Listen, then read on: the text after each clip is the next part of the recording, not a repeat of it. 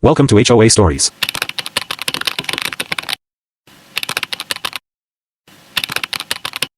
I never imagined that a simple decision to buy a house in what seemed like a peaceful, idyllic neighborhood could spiral into an unrelenting nightmare that would test not just my patience, but my very sense of reality.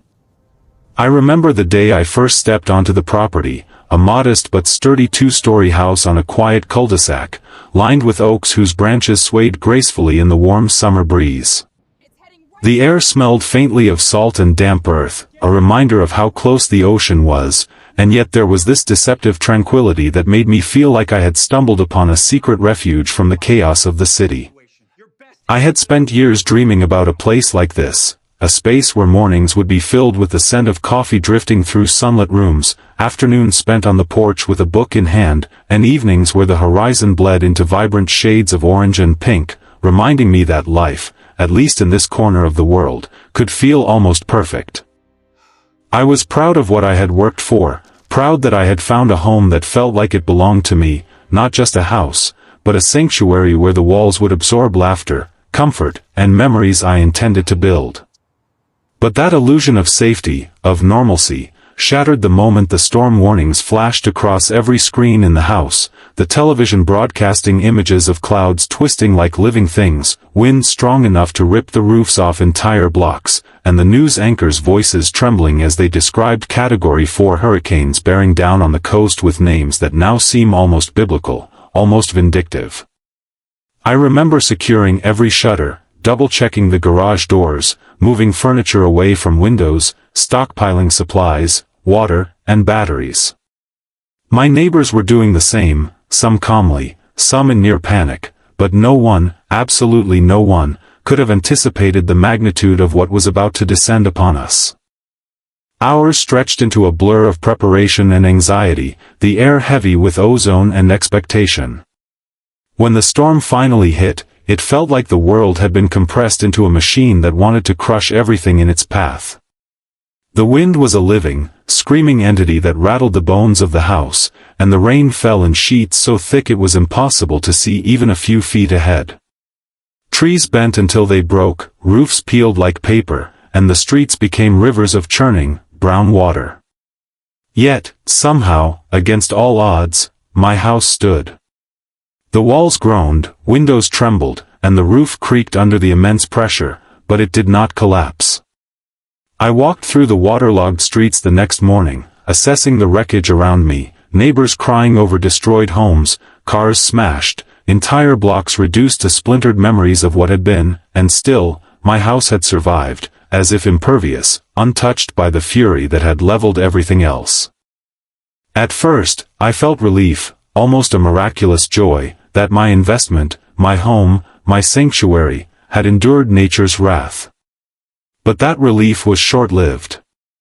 Within days, letters arrived from the Homeowners Association, formal notices demanding an unprecedented $10 million, citing irregular structural resilience and alleging, absurdly, that the very survival of my house was the cause of the storm's deviation, suggesting that somehow, I had influenced the hurricane with my home's stubborn stability. I stared at the letters, incredulous, flipping each page as if reading the fine print would reveal some hidden joke, some absurd punchline, but there was none. They sent inspectors, engineers, and what they called climate compliance officers, all of whom pored over my property with suspicion rather than concern. They documented every inch of the house, measured every beam, every brick, every shingle as though I had violated the laws of physics itself.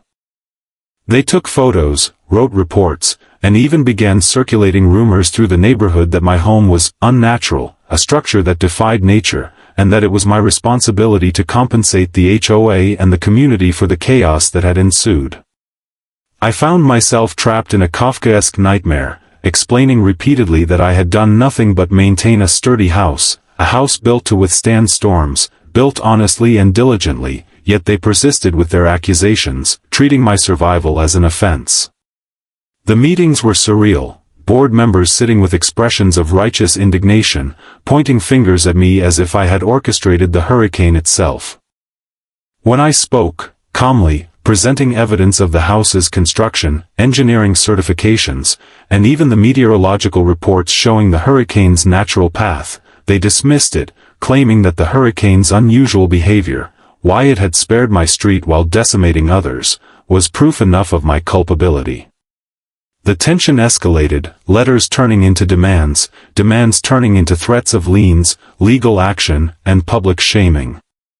Friends who came to visit whispered in disbelief, shaking their heads at the absurdity of being accused of causing a natural disaster by merely owning a resilient home. I began documenting everything, keeping meticulous notes, photographs, emails, recordings of conversations, anything that might shield me from the HOA's escalating vendetta. But the emotional toll was tremendous. I could no longer enjoy my house as a home. Every creak of the floorboards, every gust of wind, every shadow cast by the trees became a reminder that my sanctuary had turned into a target, a beacon for accusations that were as baseless as they were terrifying. The legal notices piled up, each one more aggressive than the last, using language that bordered on threatening, asserting that if I did not pay their demanded sum, they would take measures that could strip me of my home entirely. Neighbors, who once waved cheerfully, began avoiding my driveway, glancing suspiciously as if proximity to me might somehow taint them with the alleged responsibility for the storm's survival. It was a surreal, isolating experience, living in a house that had survived the fury of nature only to be condemned by the very people who were supposed to protect the interests of the community. Nights became sleepless marathons of research, strategy, and frustration, balancing the need to defend my rights with the impossible task of convincing people that I was not, in some fantastical sense, a master of hurricanes. Yet, through all of it, I never lost sight of the truth. My house had endured because it was well built, because I had invested in quality, because I had planned responsibly. But convincing the HOA, the neighbors, and a society quick to believe the absurd over reality, was proving to be the battle of a lifetime. The days that followed the first wave of notices and threats became a strange, almost dystopian blur, where every interaction with the outside world seemed tinged with suspicion, judgment, and an undercurrent of fear that I could never have imagined in what was supposed to be my safe suburban enclave. The HOA escalated their campaign in ways that bordered on theatrical absurdity, hiring a team of private investigators who staked out my property with binoculars, drones, and cameras that buzzed ominously from tree branches, capturing every minor movement, every slight sign of life as if I were a criminal mastermind hiding behind reinforced walls and hurricane-proof windows. Mail became a minefield. Every envelope, every official-looking letter seemed like a harbinger of yet another accusation, yet another outrageous demand that pushed the bounds of reason. They cited obscure clauses from the HOA bylaws, references to structural interference with natural disaster patterns, and community liability for anomalous property resilience, terminology so convoluted and inflated that even a legal scholar would have struggled to parse its intent. I spent hours poring over these documents, feeling simultaneously angered and bemused, convinced that at some point the HOA's board members must have laughed together over the absurdity of their own claims before signing them in what could only be described as bureaucratic zealotry. Friends and acquaintances tried to console me, some out of genuine concern, others hesitant, whispering about the strange nature of our neighborhood politics, about how HOA boards sometimes wielded power in disproportionate, even cruel, ways.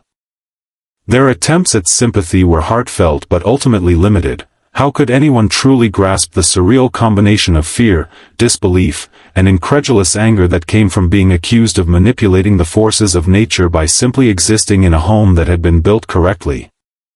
I began keeping a detailed journal of every encounter, every letter, every phone call, documenting the hours spent arguing with HOA representatives who seemed to thrive on the absurdity of the situation, finding new ways to escalate what I considered a fundamentally ridiculous grievance into a personal vendetta. The first meeting with the HOA board after the hurricane's aftermath was an event I will never forget, not because of any productive dialogue, but because of the sheer theatricality and condescension on display. I had prepared meticulously, bringing engineering reports, meteorological data, insurance documents, and even expert statements from independent structural engineers attesting to the fact that my home's endurance was a matter of diligent construction and luck, not some fantastical interference with atmospheric conditions. As I spoke, outlining facts with calm precision, I noticed the board members exchanging glances, some smirking subtly, others tapping pens on the table with impatient rhythm, and I realized that reason would not guide this interaction. Their objections were not rooted in logic, but in the absurd conviction that I had somehow caused harm simply by surviving, and that my house's survival created an inequity that demanded compensation. I felt my blood pressure spike as they spoke in terms of moral responsibility and community restitution, phrases that had no tangible legal meaning but carried enough social weight to make every interaction exhausting and infuriating. I tried to remain composed, but it was difficult when confronted with accusations that felt both surreal and malicious. As the days turned into weeks, the psychological toll became heavier. Sleep evaded me. Nightmares featuring the board members in storm clouds hovering over my house became common, their faces contorted with a mixture of glee and judgment, while I was powerless to stop the hurricane's unnatural path from being blamed on my very presence. I began to notice subtle changes in the neighborhood dynamics. Neighbors who once exchanged friendly waves across fences now avoided eye contact, speaking in hushed tones when I walked by. Rumors spread like wildfire, fueled by HOA newsletters and whispered conversations at local stores and cafes, suggesting that my home was cursed or unnaturally protected, insinuating that my ownership was somehow dangerous, even malevolent. Even casual encounters at the grocery store became charged with tension. People I had once considered acquaintances would cross the aisle to avoid me, offering forced smiles that did nothing to hide suspicion. The combination of isolation, constant scrutiny, and the never-ending stream of correspondence from the HOA created an atmosphere that was nearly suffocating, a psychological pressure cooker designed to wear down even the strongest resolve. Despite this, I refused to bend. I sought legal counsel, not only to protect my property but to assert the reality that common sense, science, and fairness should prevail over baseless claims. Lawyers advised me that this situation was unprecedented, that while HOA boards wielded significant authority over community matters, no precedent existed for holding a homeowner financially liable for merely surviving a natural disaster. Even with that reassurance, the intimidation tactics continued. Contractors who had worked on my home were contacted by the HOA, questioned about materials, building techniques, even the orientation of the house on the lot, as if some hidden formula had allowed my property to defy meteorology. Engineers were brought in to inspect for anomalies, their reports requested, scrutinized, and then summarily dismissed by the board in favor of their own biased interpretations. It became increasingly clear that this was no longer about a home or community regulations, it was a crusade, a campaign of harassment cloaked in administrative authority, powered by the collective imagination of a board determined to create guilt where none existed. And through it all, the irony was unbearable. I was living proof of preparedness, of responsibility, and yet my diligence and careful planning had become the very reason I was persecuted. The hurricane had been indiscriminate in its destruction, sparing nothing in its path according to the laws of nature, yet in the eyes of the HOA, my house's endurance was a crime, a threat, a provocation that demanded the impossible sum of $10 million. Each letter that arrived, each phone call, each whispered conversation in the streets was a reminder that my reality had shifted into something alien, a world where survival was a liability, and reason had no currency. I was forced to navigate this absurdity daily, balancing the need to defend myself with the emotional strain of knowing that every step, every action, every interaction could be twisted into evidence against me. And yet, despite the fear, the isolation, the incredulity, I knew I could not, and would not, surrender to this orchestrated madness. I had to find a way to assert truth, to prove reality against the rising tide of irrational accusations that threatened to engulf not just my house, but my dignity, my finances, and my peace of mind. As the battle with the HOA intensified, it became clear that this ordeal was no longer simply about defending my property, it had evolved into a full-scale psychological war, a gauntlet of intimidation and absurdity designed to strip me of confidence, exhaust my resources, and isolate me from the community I had once believed would support me. Every day was a strategic exercise in vigilance, where even the smallest oversight could be twisted into evidence of culpability. Legal action became inevitable, though the process was labyrinthine and grueling, involving countless depositions, document submissions, and confrontations that tested every ounce of my patience. My lawyers warned me that HOA boards often relied on technicalities, procedural errors, and the intimidation factor to pressure homeowners into settlement, regardless of the merit, or absurdity, of their claims. I learned quickly that navigating this twisted landscape required a combination of meticulous preparation, unshakable composure, and a deep understanding of human behavior, particularly the way fear and rumor could manipulate people into compliance. The courtroom, when we eventually reached it, was no refuge of rationality. It was another stage on which the HOA could perform its narrative of guilt, with board members and hired experts presenting elaborate charts, fabricated scenarios, and selective interpretations of construction codes as if they were evidence of some cosmic wrongdoing. They argued, with alarming seriousness, that the endurance of my house had altered the natural flow of storm impact, insinuating that my property somehow redirected destructive forces away from myself and onto others, turning a random act of meteorological fate into a contrived, almost sinister phenomenon. I listened, incredulous, as experts pontificated in jargon-heavy explanations that sounded plausible only to the uninformed, their voices measured and authoritative, designed to intimidate and confuse, rather than illuminate. I countered patiently, presenting documented evidence, meteorological analysis, and the testimony of independent engineers, each point a bullet aimed at piercing the thick veil of absurdity the HOA had constructed around their argument. Yet, even with mountains of proof, their insistence on guilt was relentless. They twisted technicalities into moral imperatives, claiming that because my house had survived, I bore a responsibility to compensate the community for what they framed as an imbalance, a distortion of natural order. Outside the courtroom, the neighborhood had transformed into a theater of whispered conspiracies and cautious glances. Longtime residents, once friendly and familiar, treated me with a kind of polite distance, their behavior tinged with fear that proximity to me would somehow implicate them in the HOA's accusations. Social interactions became tactical exercises, each encounter requiring careful navigation to avoid being misrepresented or gossiped about. Even routine errands felt fraught with tension, with strangers' eyes darting curiously, conversations dropping when I approached, subtle but unmistakable indications that my status as a homeowner had become, in the collective imagination of the community, a liability or a spectacle. The psychological toll was immense. I found myself waking in the middle of the night, heart pounding, replaying every meeting, every phone call, every interaction, analyzing them for mistakes, inconsistencies, or opportunities one might have missed. Sleep became fragmented, punctuated by dreams of storm clouds swirling around my house, only to morph into visions of the HOA board standing on my lawn with clipboards, their expressions triumphant, as if they had already claimed victory over reality itself. Amid this chaos, I began to develop strategies to regain some sense of control, documenting every interaction meticulously, recording conversations where legally permissible, and constructing a repository of evidence so comprehensive that it could withstand the scrutiny of any tribunal.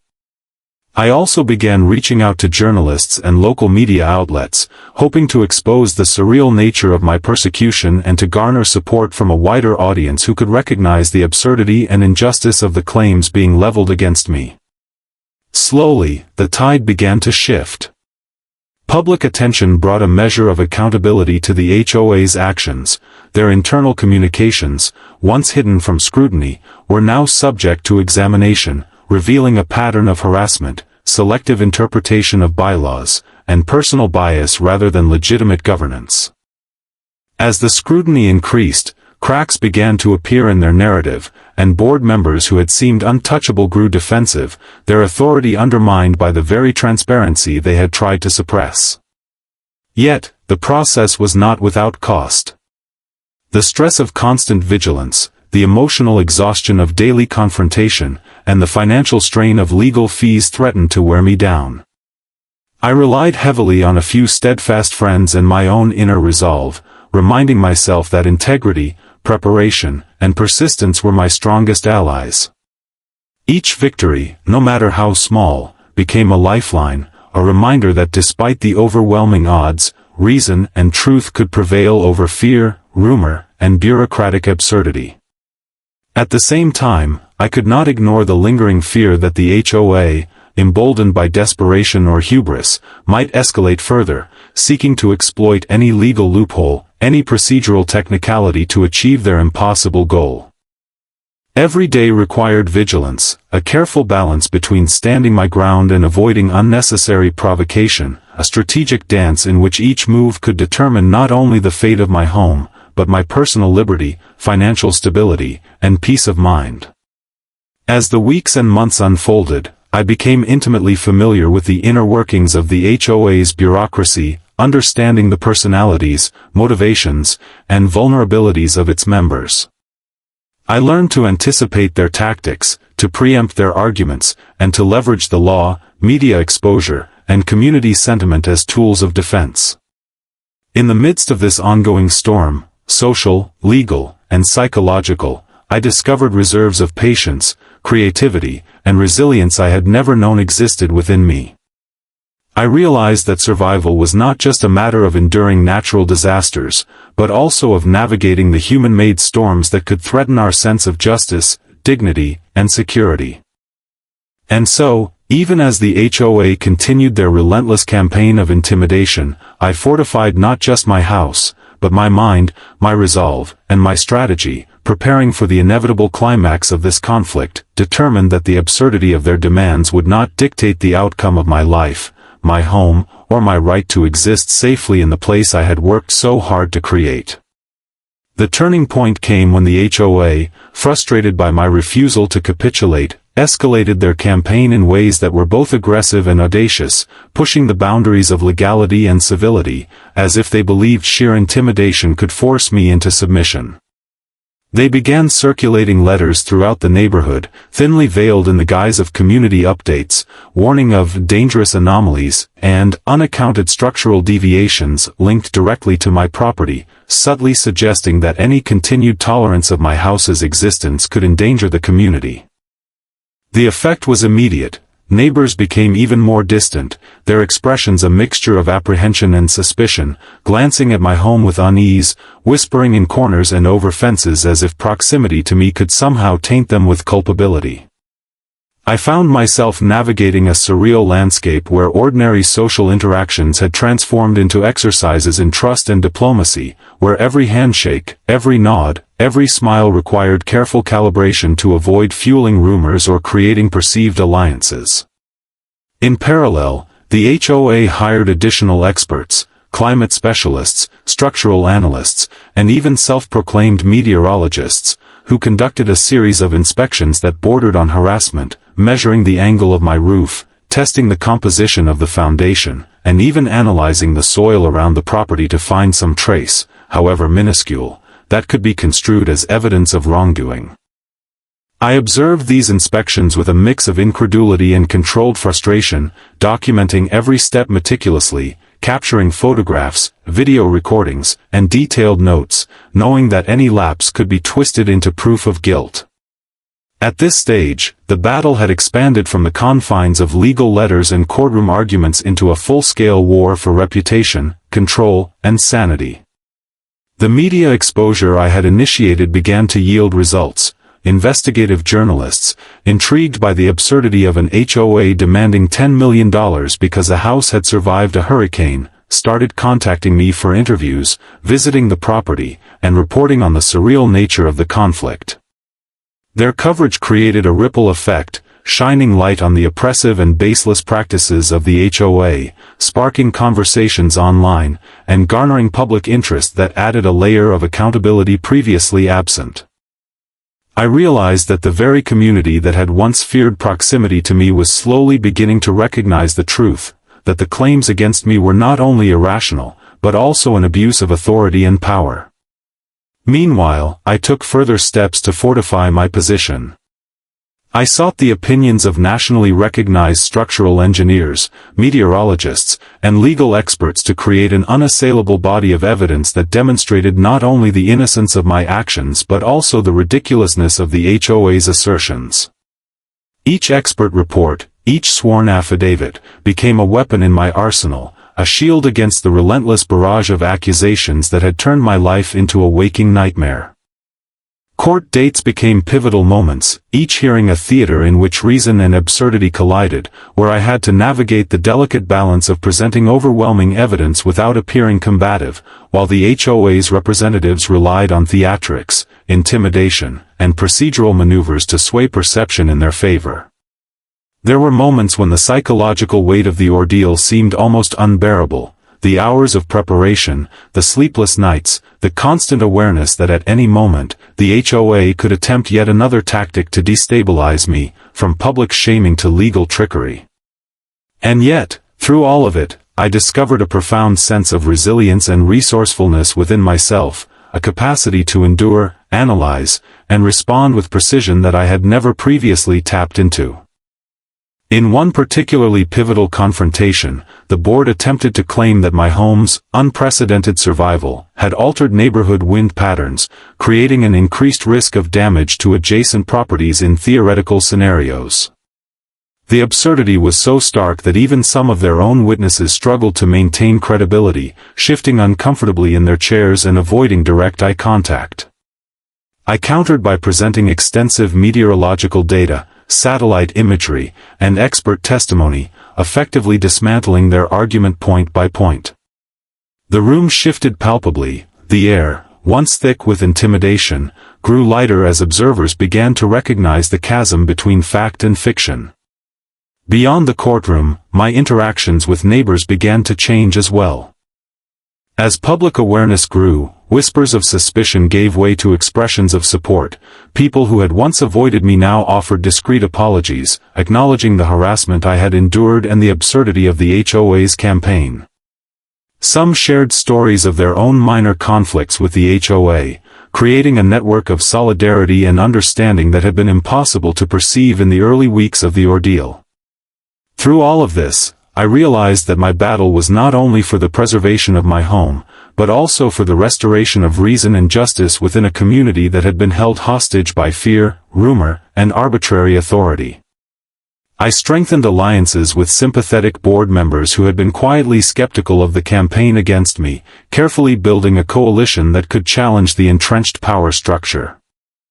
At the same time, I refined my legal strategy, preparing to demonstrate that the HOA's actions were not merely misguided but constituted harassment, defamation, and an abuse of authority.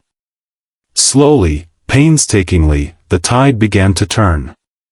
Each victory, each acknowledgement of reason over absurdity, reinforced my determination. My house, once the target of accusations and fear, became a symbol of endurance, a testament not only to physical resilience but also to steadfastness in the face of relentless adversity. And while the battle was far from over, I felt a growing sense of confidence, a belief that truth, backed by meticulous preparation, expert testimony, and the support of a community beginning to see clearly, could ultimately prevail over the irrational claims that had once threatened to consume my life. The final chapter of this ordeal unfolded in a way that felt almost cinematic, a convergence of legal strategy, public scrutiny, and the unwavering determination I had cultivated over months of relentless conflict. By the time the last major court hearing arrived, I was armed with an arsenal of meticulously organized evidence, structural reports from nationally recognized engineers, meteorological analyses proving the natural course of the hurricane, recordings of every interaction with the HOA board, and sworn statements from neighbors and independent experts confirming that the claims against me were entirely without merit. The courtroom was tense, thick with anticipation, the air charged with the unspoken question of whether absurdity could finally be held accountable. As the HOA representatives presented their arguments one last time, attempting to frame my house's survival as an unprecedented disruption to community equilibrium, even the judge struggled to conceal a mixture of disbelief and exasperation. I remained composed, presenting my case with methodical precision, countering every tenuous claim with irrefutable fact, guiding the narrative from the realm of fiction into the clear light of reality. Media coverage had amplified the story beyond our neighborhood, creating public pressure that the board could not ignore. Reporters and cameras filled the gallery, documenting the proceedings, interviewing onlookers, and highlighting the surreal nature of a homeowners association demanding $10 million for simply existing within the bounds of the law and physics. The judge, after reviewing the overwhelming body of evidence, issued a ruling that not only dismissed the HOA's claims entirely but also sanctioned the board for frivolous litigation and harassment, awarding damages to cover my legal fees and further compensation for the mental anguish inflicted over months of baseless accusations. The courtroom erupted in a mixture of relief and quiet vindication, though the true impact extended far beyond the walls of that chamber. As I returned home, the neighborhood itself seemed to breathe a collective sigh of relief. Neighbors approached, some with sheepish apologies, others with gratitude, acknowledging the absurdity of what I had endured and the courage it had taken to stand firm against relentless intimidation. The HOA, once a symbol of unchecked authority and fear, crumbled under the weight of exposure and accountability. Board members resigned in disgrace, their reputations irreparably tarnished, and the association underwent a complete restructuring under new leadership committed to fairness, transparency, and reason. In the aftermath, I began to rebuild not only my home, which had remained physically intact throughout the storm, but also my sense of peace and community. The porch where I had once imagined mornings of quiet reflection became a symbol of resilience, a vantage point from which I could observe the neighborhood returning to normalcy, unburdened by fear or suspicion. Yet, even in this moment of triumph, a final twist emerged, subtle but profoundly satisfying. Among the documents recovered during the legal proceedings, I discovered a series of internal emails from the HOA board members, revealing that their campaign had been motivated not by concern for the community or bylaws, but by personal grudges, envy over my home's perceived superiority, and a desire to manipulate property values for their own financial gain. The revelation was staggering, confirming that the absurd accusations of causing the hurricane were never intended to be rational. They were a cloak for greed, jealousy, and vindictiveness. This discovery allowed me to pursue additional legal action, ensuring that those responsible faced consequences beyond the courtroom dismissal of their claims, further cementing the resolution of the conflict. Standing on my porch one evening, watching the sun dip below the horizon, I felt a profound sense of closure. The storm had tested me in ways I could never have anticipated, challenging not only my endurance but also my faith in justice, rationality, and human decency. Yet, through persistence, evidence, and an unwavering commitment to truth, I had prevailed. My home remained standing, a sanctuary no longer threatened by natural forces or human absurdity, and the neighborhood, once shadowed by fear and rumor, began to heal. Its residents reminded that reason, integrity, and courage could overcome even the most surreal and relentless forms of harassment. And in that quiet moment, as the wind whispered through the trees and the distant waves lapped against the shoreline, I realized that survival was not merely a matter of walls and beams, but of resilience, resolve, and the refusal to surrender to injustice, no matter how absurd, pervasive, or intimidating it might appear. In the end, my house had endured the hurricane, my spirit had endured the HOA, and the balance of truth and fairness had been restored, not only in the physical landscape of the neighborhood but in the moral fabric of the community itself.